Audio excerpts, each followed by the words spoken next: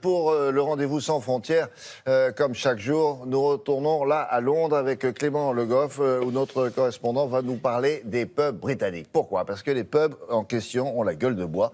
Ces institutions, on peut dire ça comme ça, de la vie sociale britannique disparaissent les uns après les autres. Mais pourquoi ? Ça, c'est la question. La réponse, la voici avec Clément. Bonjour.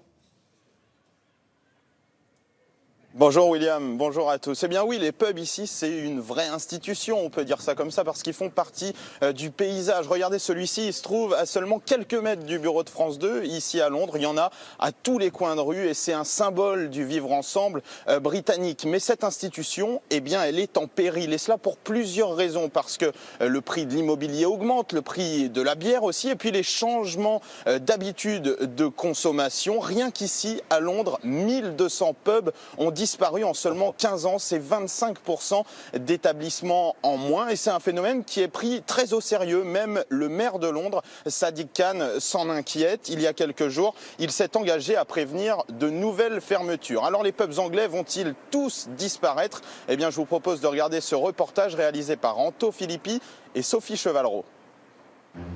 De l'ancienne taverne fleurie, il ne reste aujourd'hui qu'une austère devanture.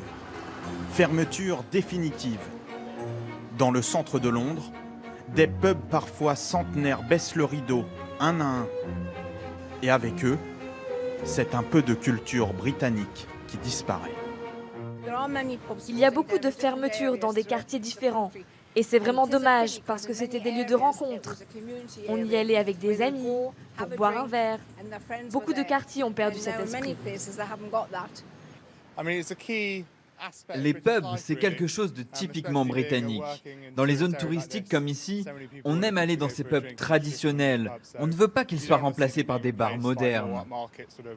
Et le phénomène ne touche pas uniquement Londres. Dans l'ensemble du Royaume-Uni, une trentaine de pubs mettent chaque semaine la clé sous la porte. Environ 4 disparitions par jour. Les raisons de cette hémorragie sont multiples selon cette association de consommateurs.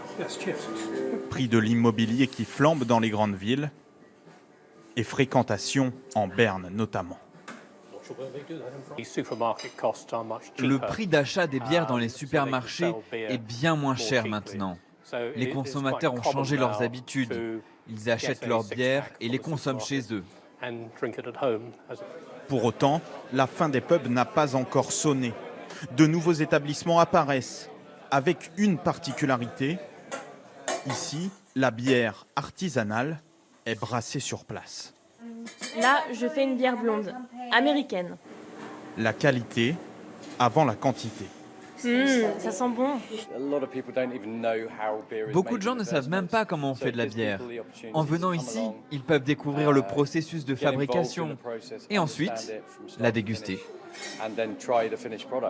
Des microbrasseries en plein essor qui pourraient ringardiser les anciens pubs, car les Britanniques n'ont pas fini d'aimer la bière.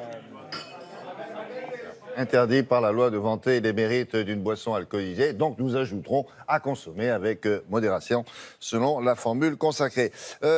Clément, on se souvient des campagnes choc contre l'abus d'alcool outre-Manche. Vous pensez que ça a eu un impact ? Effectivement, on se souvient de ces images de Britanniques particulièrement éméchés, qui titubent, qui tombent même parfois sur les rails de chemin de fer ou dans les escalators. Eh bien, ces images, les autorités britanniques ici ne veulent plus les voir parce que l'abus d'alcool, eh bien, ça coûte cher, ça coûte très cher. Ici, on évalue à plus de 3 milliards d'euros le coût de l'abus d'alcool chaque année au NHS, le système de santé britannique. Alors, des recommandations ont été formulées, 6 pintes de bière par semaine et par personne maximum, avec au moins 2 jours consécutifs sans alcool. Ça, c'est pour les recommandations des autorités sanitaires. Résultat, eh bien, les Britanniques boivent un peu moins. C'est vrai, leur consommation d'alcool a diminué, mais elle reste plus élevée que la moyenne européenne. À titre de comparaison, c'est 2 fois plus que les Allemands et 5 fois plus que les Italiens. Merci beaucoup Clément. Clément Le Goff à Londres. À bientôt.